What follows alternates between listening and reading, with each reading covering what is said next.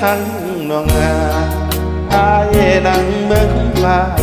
คิดฮอดแก้วตาหักเอาไปสิเลยพระธาตุเชิงชุมทางข่าวผู้บ้านบ้านเฮายังคอยเสมอ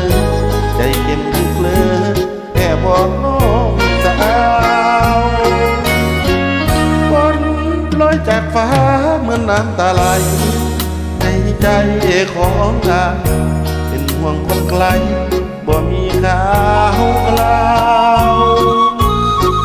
น้ำหลากน้องงานผู้ปลาชวนกันพาลอยลงลำบาก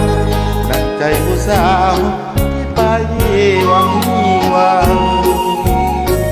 พาเย่บ่เมียนพาแดงบ่มีวันแต่งไปอ้อนไปเว้าให้คนลืมข่าวคิดฮอดความหลังผู้เขียวใบหมอน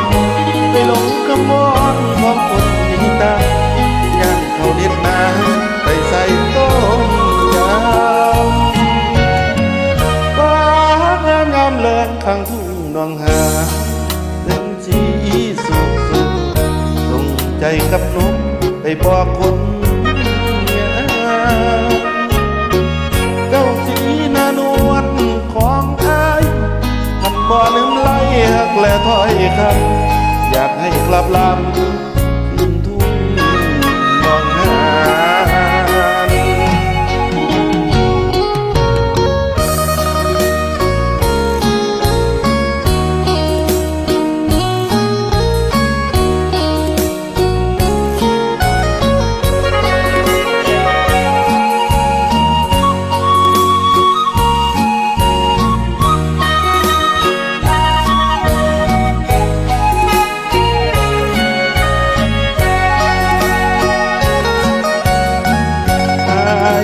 บ่แม่นผ้าแดง